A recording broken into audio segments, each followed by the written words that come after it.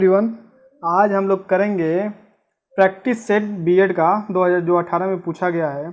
क्योंकि 9 अगस्त को हम लोग का एग्ज़ाम होने वाला है बीएड का एंट्रेंस एग्ज़ाम, और सबके मन में ये मनसा होगी कि हमको भी गवर्नमेंट कॉलेज मिले। तो 2018 में जो साल पेपर पूछा गया है उसको हम लोग प्रैक्टिस करेंगे।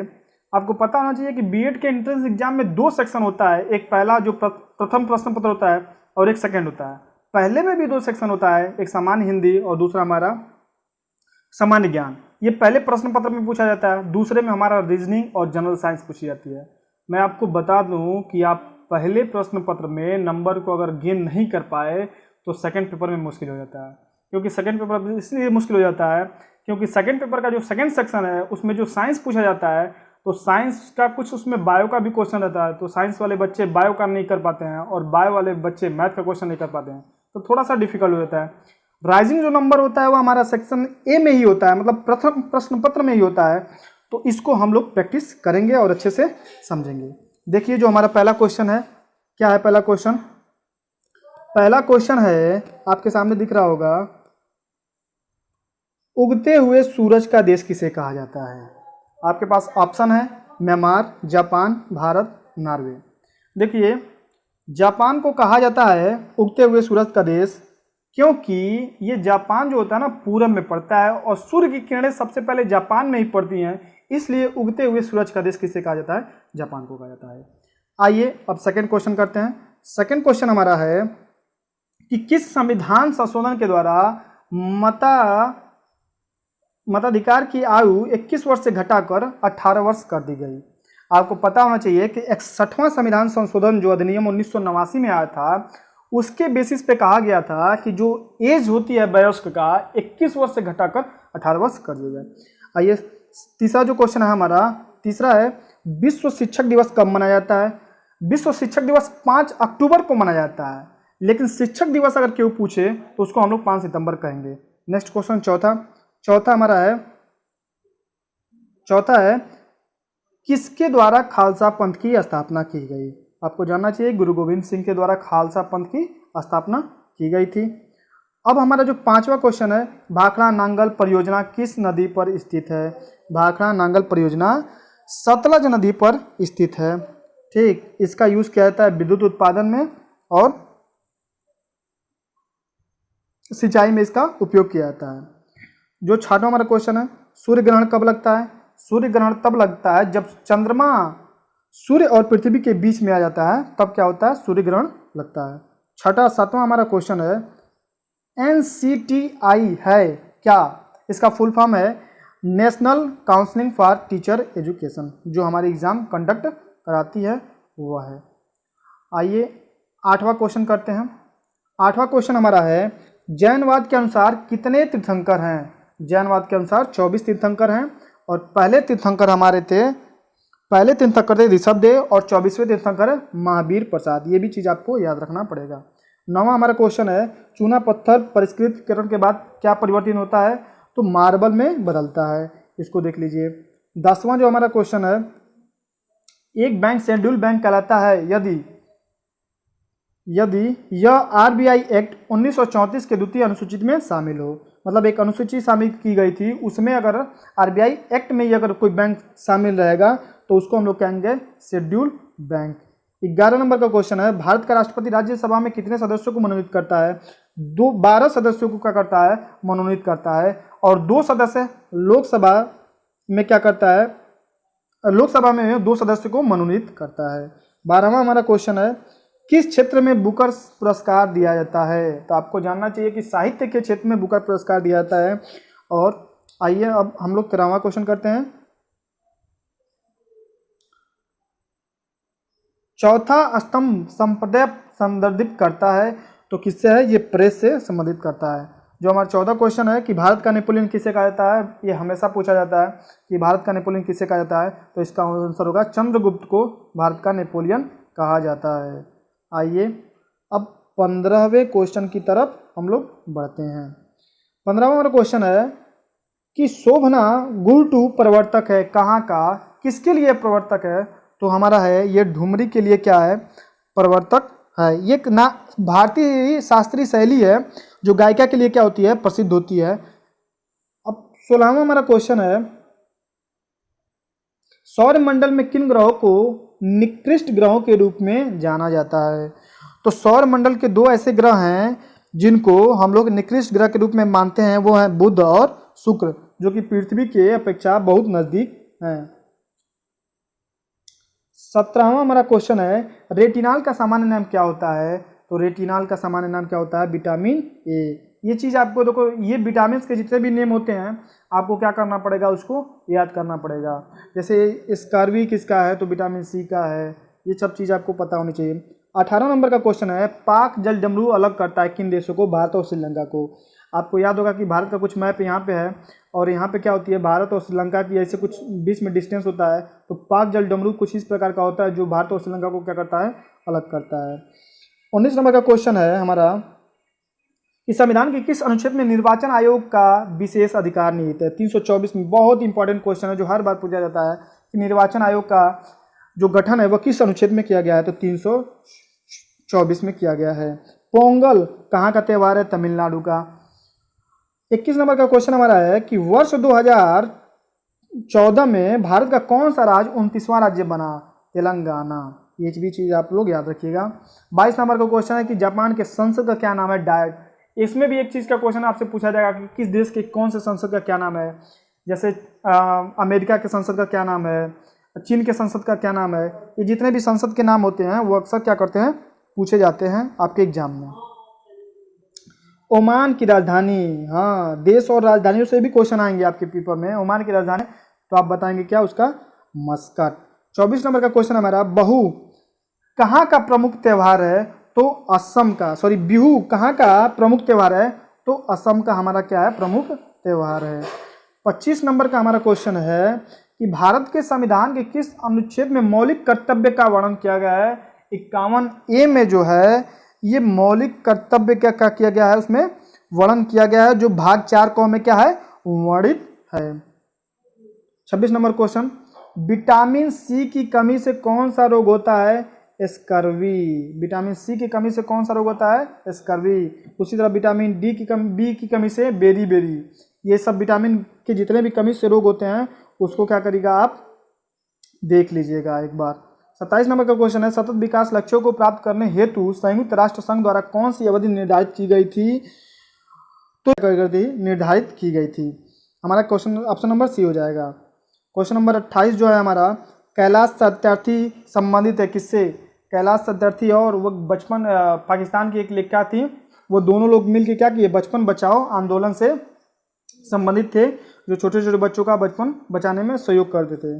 29 नंबर का हमारा क्वेश्चन है, किसने सन 2016 में भारत के अंतिम पृथक रेल बजट पेश किया? देखिए, करंट अफेयर से भी क्वेश्चन आएंगे, तो ये 2016 में पूछा गया था, तो उस समय हमारे कौन थे? सुरेश प्रभु। अब आइए हम पढ़ते हैं क्वेश्चन नंबर 30 की ओर।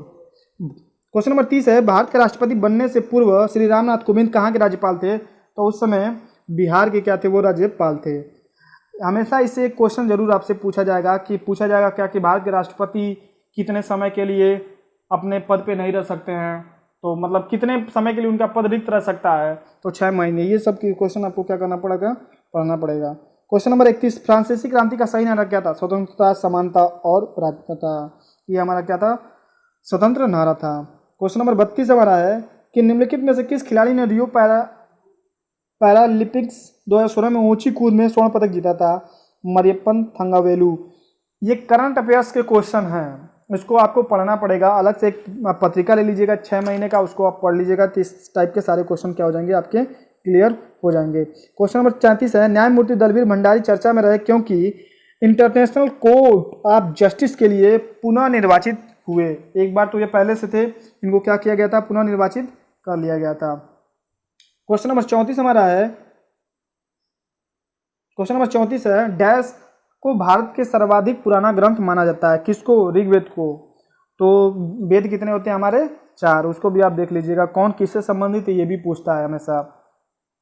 ठीक। क्वेश्चन नंबर 35 हमारा है, किस प्राणी की ज्ञानेंद्रिया उसे सहायता प्रदान करती हैं? किसी प्राणी की ज्ञानेंद्रिया उसे सहायता प्रदान करती हैं किसके लिए? उद्दीपक के प्रति अनुक्रिया करने के लिए। क्वेश्चन नंबर 36 है, डैश डैश डैश को भारत को हरित क्रांति का जनक माना जाता है। MS स्वामीनाथन को भारत में हरित क्रांति का जनक माना जाता है। 37 नंबर का हमारा क्वेश्चन है कि जस्टिन ट्रूडो जिन्होंने फरवरी 2018 में भारत की यात्रा की थी, वह कहाँ के प्रधानमंत्री थे? ये कनाडा के प्रधानमंत्री थे। क्वेश्चन नंबर 38 हमारा है, निम्नलिखित से कौन सा नाटक विलियम शेक्सपियर द्वारा नहीं लिखा गया है? जूलियस सीजर इनका फेवरेट है, हैमलेट इनका है, एज यू लाइक इट इन्हीं का है, आर्म्स एंड द मैल ये इनका नहीं है। बाकी तीनों किसका है? इन्हीं का है। 39 नंबर क्वेश्चन है, राष्ट्रीय प्रतिरक्षा संस्थान कहाँ है? तो इसका आंसर होगा नई दिल्ली में ये स्थित है। क्वेश्चन नंबर 40 जो आपको मैचिंग करना है, क्वेश्चन नंबर 40 है कि 2020 में ग्रीष्मकालीन ओलंपिक खेलों का आयोजन किस देश में किया जाएगा? तो ये किस देश में होगा? चीन में। ये क्वेश्चन ओलंपिक से एक क्वेश्चन जरूर आएगा, पूछेगा कि 2020 का 2024 का, मतलब जब भी होने वाले ओलंपिक गेम है उसको आप थोड़ा सोल्यूशन से एक बार देख लीजिएगा। क्वेश्चन नंबर 41 है, कॉलम ए को कॉलम मैच से मैच करना है। इसमें यहाँ पे कुछ बीमारियों के नाम दिए गए हैं, उससे संक्रमण मतलब बैक्टीरियोज या वायरस के नाम दिया गया है। तो पहला है रिंगवर्म्स, किसकी वजह से होता है? तो फंजाई की वजह से होता है। मलेरिया किसकी वजह से होता है? तो प्रोटोजोआ की वजह से होता है। कलरा किसकी वजह से होता है? तो बैक्टीरिया की वजह से होता है। और एनीमिया लोहे की कमी से होता है। ये हमारा क्वेश्चन नंबर 41 था।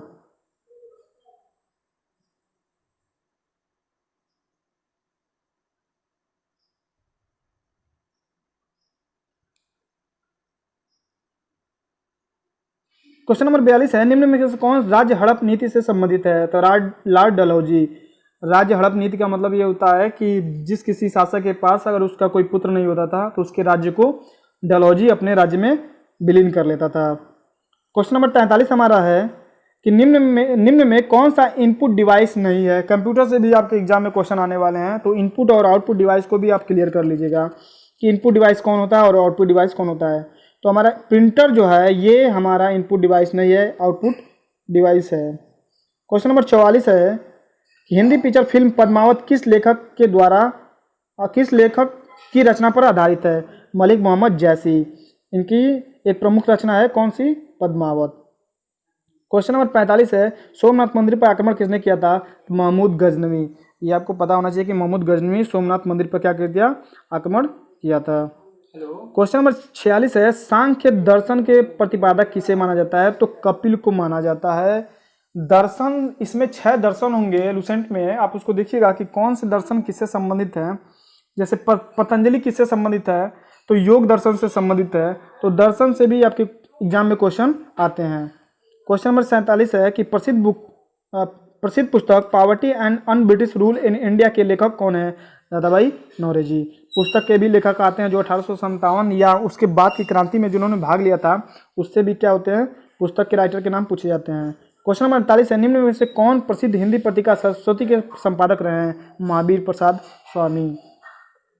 क्वेश्चन नंबर हमारा 49 है कि गदर पुस्तिका किसने लिखी थी? मैक्सिमम गॉर्गी ने गदर पुस्तिका को लिखी थी। क्वेश्चन नंबर हमारा 50 है, वस्तु एवं सेवा GST भारत में कब लागू किया था? 1 जुलाई 2017 को लागू किया गया था। ये था हमारा GS का पहला सेक्शन। अब हम लोग हिंदी की तरफ आते हैं और क्वेश्चन नंबर 51 की तरफ हम लोग बढ़ते हैं। क्वेश्चन नंबर 51 है,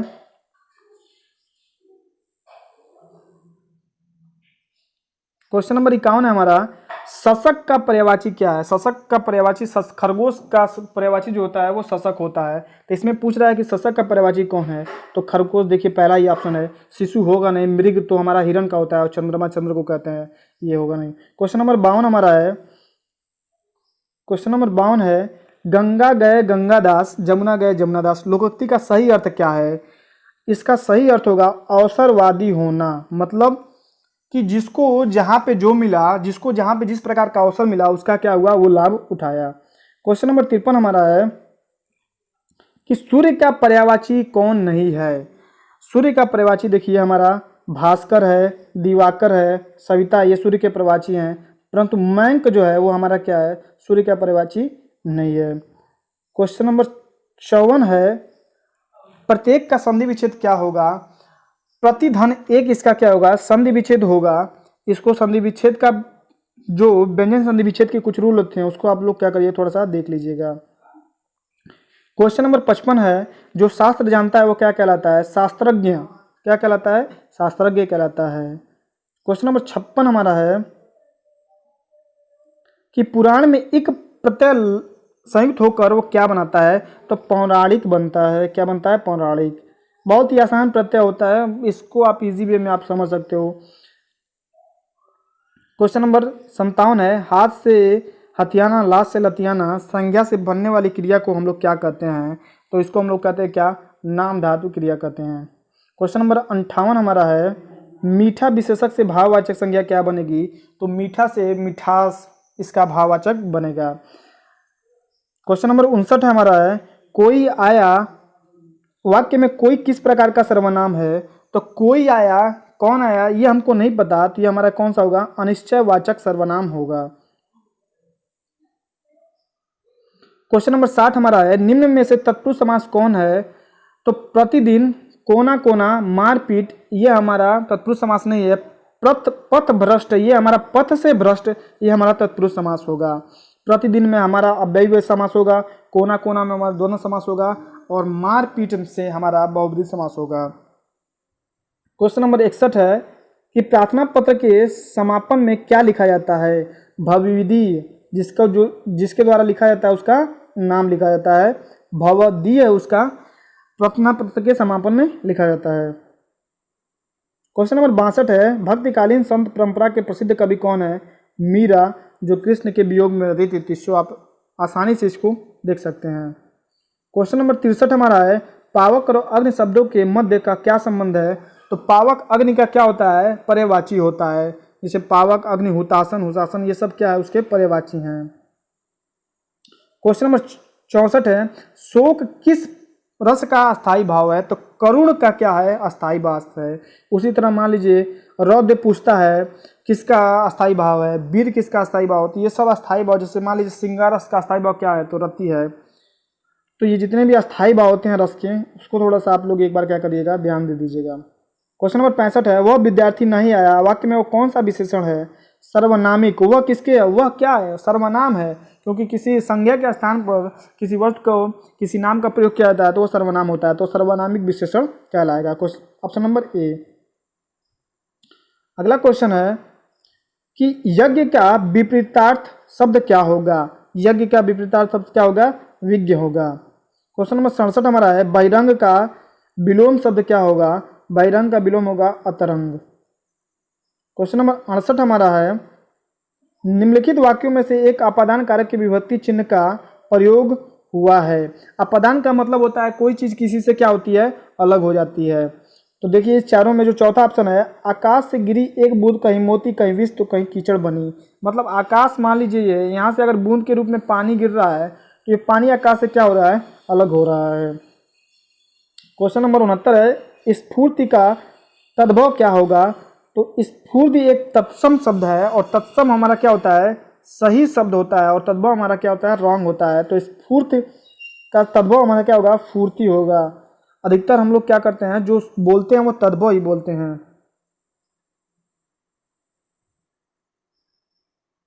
क्वेश्चन नंबर 70 है, तुरंग शब्द का पर्यायवाची शब्द चुनिए। तो देखिए तुरंग का पर्यायवाची शब्द होगा वाजी। ये घोड़े का है, तो घोड़े का भी तुरंग आप समझ सकते हैं। तुरंग वाजी, ये क्या होता है? घोड़े का पर्यायवाची शब्द होता है। क्वेश्चन नंबर 71 है, निम्नलिखित शब्दों में एक स्त्रीलिंग को क्या करना है? बताना है कि इसमें से कौन सा हमारा स्त्रीलिंग शब्द है। ऑप्शन देखिए आपके पास है, रस्सा, सूत, धागा, डोर। तो हमारा क्या हो जाएगा? ऑप्शन नंबर डी, डोर जो होगा वह क्या होगा? स्त्रीलिंग शब्द होगा। क्वेश्चन नंबर 72 यानी अगला क्वेश्चन, निम्न वाक्यों में एक में सकर्मक क्रिया का प्रयोग हुआ है।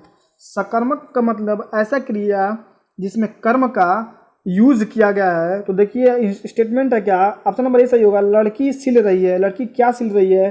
तो कुछ सिल रही है, यानी इसमें क्या है? कर्म छुपा हुआ है। क्वेश्चन नंबर 73 यानी अगला क्वेश्चन है, हिंदी दिवस कब मनाया जाता है? तो 14 सितंबर को हिंदी दिवस मनाया जाता है। 74 हमारा है, जैसा करोगे वैसा भरोगे, कौन सा सर्वनाम उपस्थित है? तो जैसा करोगे वैसा भरो में संबंधवाचक सर्वनाम जो होगा वह सही होगा। क्वेश्चन नंबर 75 जो है, छ के बारे में सही नहीं है। छ देखिए तालव्य है, महाप्राण है, अघोष है, कंठ नहीं है, क्योंकि कंठ से हमारा क वर्ग आता है और क में हमारा छ वर्ग नहीं होता है, छ शब्द नहीं होता है, तो ये हमारा क्या हो जाएगा, सही हो जाएगा क्या, कंठ।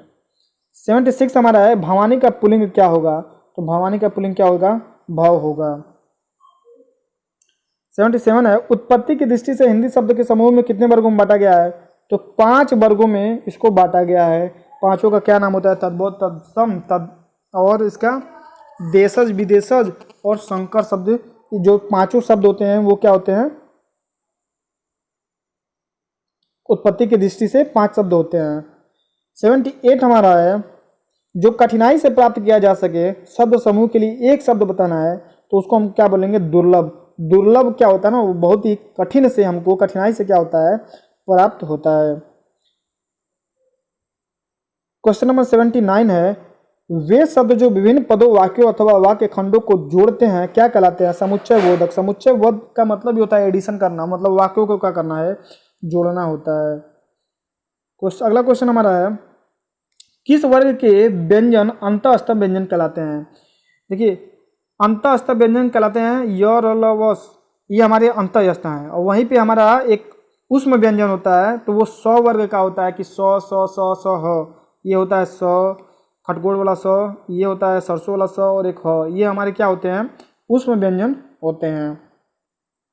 अगला क्वेश्चन है, निम्नलिखित में से कौन सा शब्द भाववाचक संज्ञा नहीं है, अस्तित्व, बेईमानी, थकावट, हरियाली।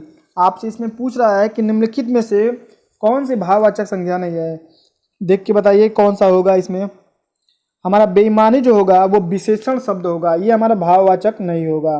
क्यों, क्योंकि राम बेईमान है। अगर कोई वाक्य पूछा जाए राम बेईमान है, तो राम कैसा है, बेईमान है। राम की विशेषता है कि राम बेईमान है, वो उसका भाववाचक संज्ञा नहीं है। अगला क्वेश्चन हमारा है, निम्नांकित में से कौन सा शब्द गुणवाचक विशेषण नहीं है, मतलब इसमें कौन सा गुण से संबंधित नहीं है। देखिए नरम, ये भी हमारा गुण है। ईमानदार वो व्यक्ति है, उसका वो भी क्या है, गुण है। सुगंधित, सुगंधित अगर कोई महक रहा है तो उसका क्या है, गुण है।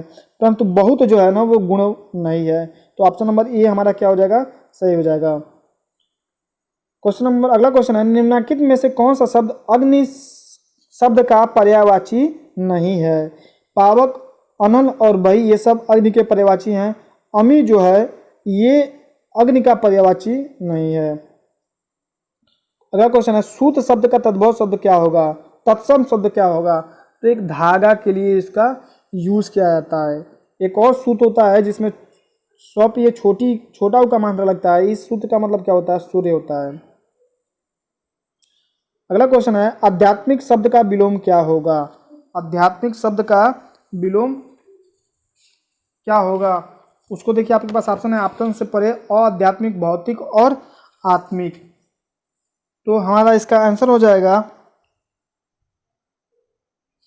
आध्यात्मिक शब्द का, इसका विलोम होगा हमारा क्या, भौतिक। आध्यात्मिक मतलब अध्ययन करना और भौतिक मतलब प्रयोग करना, तो ये हमारा एक दूसरे के क्या है, अपोजिट है।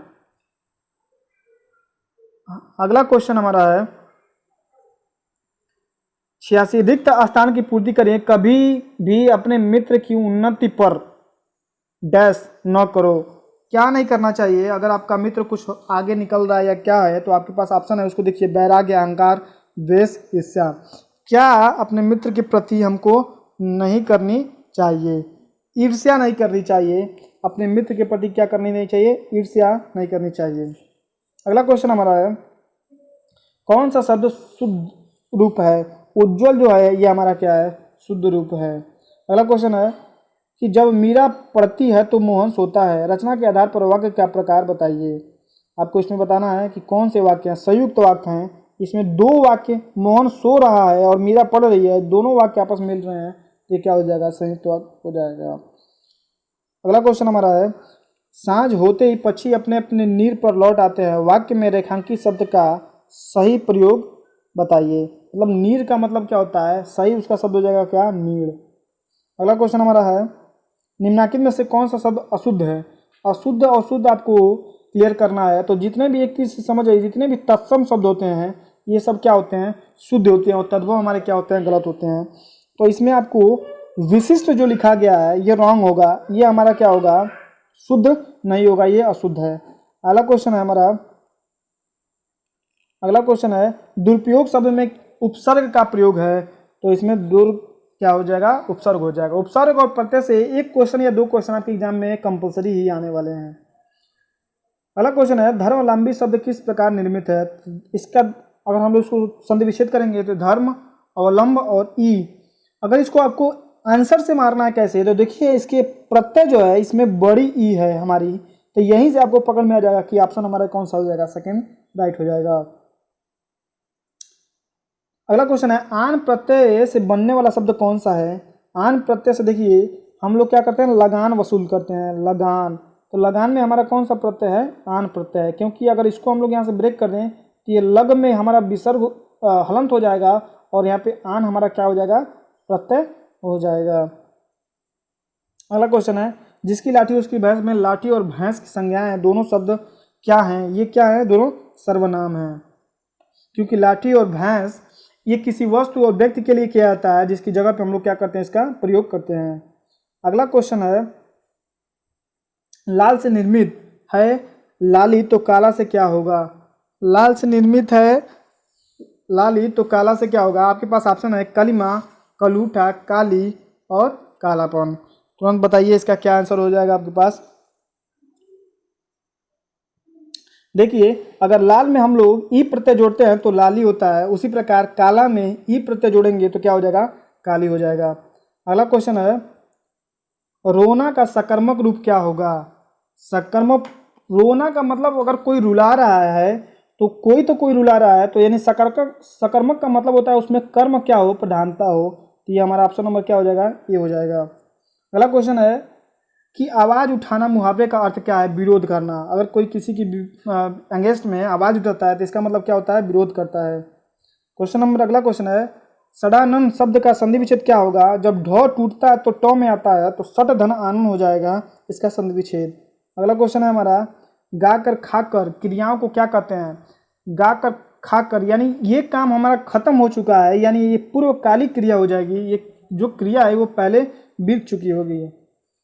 अगला क्वेश्चन हमारा है एक वाक्य अशुद्ध है उसका चयन कीजिए। इसमें आपको बताना है, तो ये क्वेश्चन मैं आपके लिए छोड़ता हूँ, इसमें आपको बताना है कौन सा वाक्य शुद्ध है और कौन सा अशुद्ध है। तो ये क्वेश्चन का आंसर आप हमें कमेंट बॉक्स में बताइएगा, और वीडियो कैसा लगे इसको बताइएगा।